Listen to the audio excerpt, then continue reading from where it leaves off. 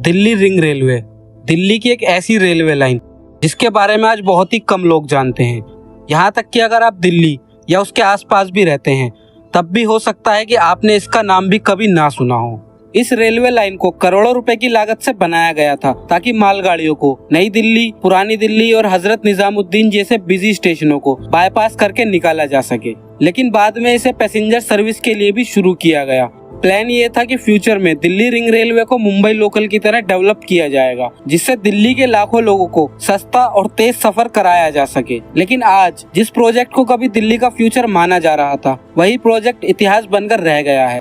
इसके ज्यादातर स्टेशन सुनसान पड़े हैं, कई जगहों पर एनक्रोचमेंट हो चुका है और कुछ स्टेशन तो ऐसे हैं जो जंगल में बदल चुके हैं।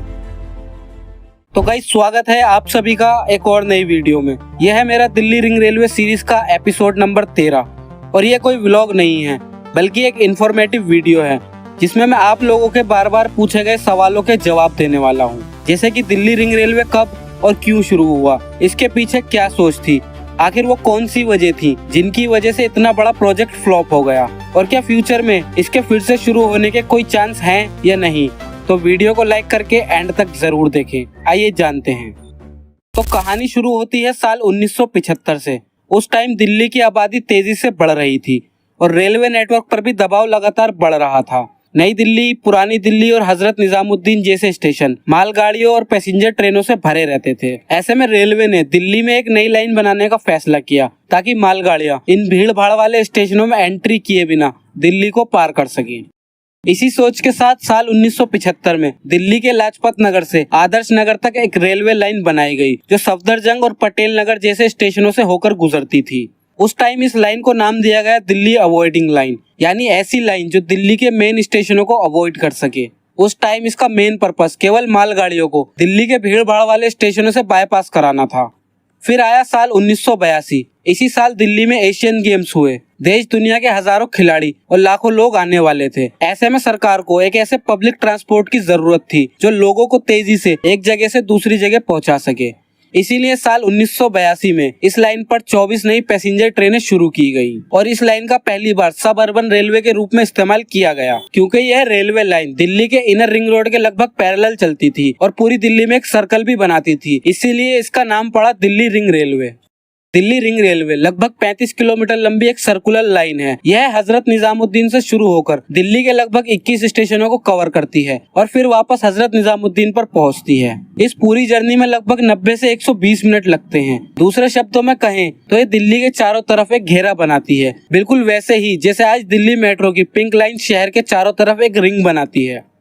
1980 और 1990 के दशक में दिल्ली रिंग रेलवे का गोल्डन टाइम था। लोधी कॉलोनी, सफदरजंग, सरोजनी नगर और चाणक्यपुरी जैसे इलाकों में बड़ी संख्या में सरकारी एम्प्लॉइज रहते थे जो रिंग रेलवे का डेली इस्तेमाल करते थे। इसके अलावा स्टूडेंट्स और लोकल लोग भी दिल्ली रिंग रेलवे का डेली बेसिस पर इस्तेमाल करते थे।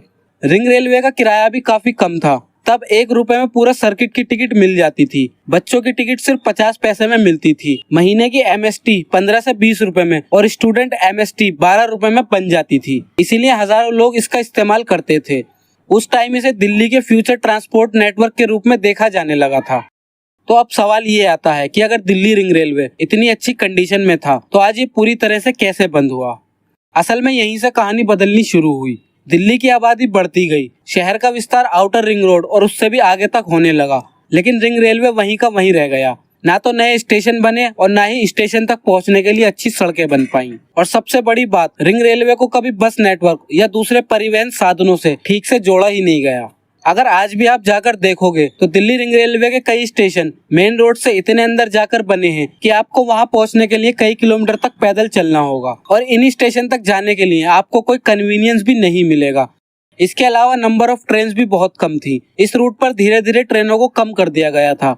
अगर किसी ने एक ट्रेन को मिस कर दिया तो अगली ट्रेन के लिए 1 घंटा या उससे भी ज्यादा इंतजार करना पड़ सकता था। जबकि उसी टाइम दिल्ली ट्रांसपोर्ट कॉरपोरेशन यानी DTC की बसें शहर के हर हिस्से में पहुंच रही थी। फिर साल 2002 में दिल्ली मेट्रो आई। मेट्रो ने दिल्ली के ट्रांसपोर्ट की तस्वीर ही बदल दी। एयर कंडीशन ट्रेनें, बेहतर सिक्योरिटी, ज्यादा फ्रिक्वेंसी और शहर के बीचों बीच बने स्टेशन। धीरे धीरे लोग रिंग रेलवे को छोड़कर मेट्रो की तरफ जाने लगे। जिन पैसेंजर्स के भरोसे रेलवे लाइन चल रही थी, अब वही लोग मेट्रो में सफर करने लगे। ट्रेनों का लेट होना भी इस प्रोजेक्ट के फेल होने में एक बड़ा रोल प्ले करता है। ये लाइन मेनली मालगाड़ियों के लिए बनाई गई थी, इसीलिए इस पर पैसेंजर ट्रेनों को रोककर पहले मालगाड़ियों को निकाला जाता था और पैसेंजर ट्रेनें लेट पे लेट होती थी। इसके अलावा दिल्ली रिंग रेलवे के फेल होने में पैसेंजर सिक्योरिटी भी एक बहुत बड़ा रीजन बना। दिल्ली रिंग रेलवे के कई स्टेशनों पर आपको बहुत ज्यादा इंक्रोचमेंट देखने को मिलेगा, खास करके दया बस्ती, इंद्रपुरी हॉल्ट और नारायणा विहार जैसे रेलवे स्टेशनों पर। यहाँ हालत ऐसी है कि प्लेटफॉर्म पर ही घर बने हैं और नशा भी खुलेआम होता है। दया बस्ती रेलवे स्टेशन का तो मैं आपको अपने पर्सनल एक्सपीरियंस से बता सकता हूँ। मैं इस स्टेशन से कई बार गुजरा हूँ। यहाँ लोग आपको पटरियों पर बैठे हुए दिख जाएंगे। यहाँ तक कि मोबाइल छीनना या पैसेंजर पर कूड़ा और पत्थर फेंकना एक बहुत ही आम बात है। इन्हीं वजह से दिल्ली रिंग रेलवे के स्टेशनों पर पैसेंजरों की संख्या लगातार गिरती गई। एक टाइम जो नेटवर्क 24 ट्रेनों के साथ शुरू हुआ था, कई स्टेशनों पर तो हालत ऐसी हो गई कि पूरे दिन में 1 दर्जन पैसेंजर भी नहीं आते थे। साल 2020 आते आते हालत ऐसी हो गई कि इस लाइन पर सिर्फ एक ट्रेन चल रही थी, वो भी नई दिल्ली से शकूर बस्ती तक। लेकिन लॉकडाउन के बाद इस ट्रेन को भी कभी चलाया ही नहीं गया। आज भी कई दिल्ली वासी ऐसे हैं जिन्हें ये तक नहीं पता कि उनके घर के पास कोई रिंग रेलवे स्टेशन भी मौजूद है। हालांकि साल 2010 में कॉमनवेल्थ गेम्स से पहले स्पोर्ट्स ग्राउंड्स के पास पड़ने वाले 7 स्टेशनों चाणक्यपुरी, सरोजनी नगर, इंद्रपुरी हॉल्ट, लाजपत नगर, सेवा नगर, लोधी कॉलोनी और सफदरजंग का 3 करोड़ की लागत से रीडेवलपमेंट किया गया, लेकिन इसका भी कोई खास फायदा नहीं हुआ। और आज दिल्ली रिंग रेलवे उसी काम का रह गया है जिसके लिए ये शुरू हुआ था, सिर्फ मालगाड़ियों को बाईपास कराने के लिए। अगर आप इतिहास से लेकर अब तक देखोगे तो आपको भी यही महसूस होगा कि दिल्ली रिंग रेलवे पर इंडियन रेलवेज ने कभी ठीक से ध्यान ही नहीं दिया। आज के वक्त में दिल्ली रिंग रेलवे दिल्ली की एक भूली हुई विरासत बनकर रह गया है। अगर Indian railways Delhi ring railway पर ध्यान देता तो हो सकता था कि कहानी आज कुछ और ही होती। इस पर ट्रेनें चल रही होती और मैं आप लोगों के लिए ट्रेन में बैठकर पूरी जर्नी का व्लॉग बनाता। तो अब आते हैं अपने मेन सवाल पर, जो लोगों ने मुझसे सबसे ज्यादा पूछा कि क्या दिल्ली रिंग रेलवे पूरी तरह से खत्म हो चुका है और क्या ये फिर से शुरू होगा। तो देखो, भले ही इस पर अभी कोई पैसेंजर ट्रेन नहीं चल रही, लेकिन रेलवे ने अभी तक ऑफिशियली अनाउंस नहीं किया कि Delhi ring railway passenger service के लिए बंद हो चुका है। अगर ध्यान से देखा जाए तो लाजपत नगर से लेकर कीर्ति नगर तक इसके सभी स्टेशन बंद हैं, सिर्फ एक सफदरजंग को छोड़कर। और उसके बाद तिलक ब्रिज तक सभी रेलवे स्टेशन ऑपरेशनल हैं, जो कि रिंग रेलवे लाइन के साथ मेन लाइन के भी स्टेशन हैं। आज भी यह लाइन मौजूद है, आज भी इससे मालगाड़ियां गुजरती हैं और वो पैसेंजर ट्रेनें भी गुजरती हैं जो दिल्ली सफदरजंग रुकती हैं या यहाँ से बनकर चलती हैं। तो मेरी राय में दिल्ली रिंग रेलवे कभी पूरी तरह से बंद नहीं हो सकता। कई अर्बन प्लानर्स मानते हैं कि अगर इस लाइन को दिल्ली मेट्रो, बस नेटवर्क, नमो भारत और एनसीआर की दूसरी रेल सर्विसेज के साथ बेहतर तरीके से जोड़ा जाए तो ये दिल्ली के ट्रैफिक और पोल्यूशन को कम करने में एक इम्पोर्टेंट रोल निभा सकता है। अब जरा सोचिए, जिस शहर में आज नई रेलवे लाइन बिछाने में हजारों करोड़ रुपए और कई साल लग जाते हैं, वहाँ एक पूरा रेलवे नेटवर्क पहले से तैयार पड़ा है। जरूरत है तो सिर्फ उसे मॉडर्न बनाने की और लोगों की जरूरत के हिसाब से ढालने की। लेकिन इसके बाद भी यही सवाल आता है, क्या रिंग रेलवे फिर से रिवाइव कर पाएगा या ऐसे ही इतिहास बनकर रह जाएगा। तो भाई मेरे हिसाब से इसके दोबारा शुरू होने के चांस बहुत ज्यादा कम है, क्योंकि अब जमाना है स्पीड का। सरकार बुलेट ट्रेन को लाने, मेट्रो को बढ़ावा देने और नमो भारत, आरआरटीएस जैसे प्रोजेक्ट पर ज्यादा ध्यान दे रही है। ये प्रोजेक्ट न सिर्फ बेहतर जर्नी का एक्सपीरियंस देते हैं, बल्कि दिल्ली को दूसरे राज्यों जैसे उत्तर प्रदेश और हरियाणा से जोड़ते हैं और टाइम की भी बहुत ज्यादा बचत करते हैं। तो ऐसे में दिल्ली रिंग रेलवे के बारे में सोचना सरकार के लिए टाइम और पैसा दोनों बर्बाद करना है।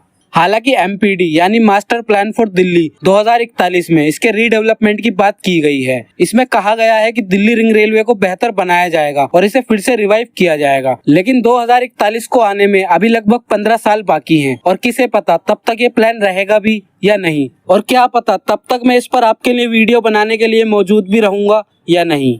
तो दोस्तों, यही है दिल्ली रिंग रेलवे की पूरी कहानी। उम्मीद है इस वीडियो में आपको दिल्ली रिंग रेलवे से रिलेटेड सभी सवालों के जवाब मिल गए होंगे और वीडियो भी आपको पसंद आई होगी। बाकी कुछ रह गया हो तो कमेंट में जरूर बताना। वीडियो इन्फॉर्मेटिव लगी हो तो लाइक करें। ऐसे ही और भी रेलवे फैक्ट्स और नॉलेज के लिए सब्सक्राइब करें घूमती रेल।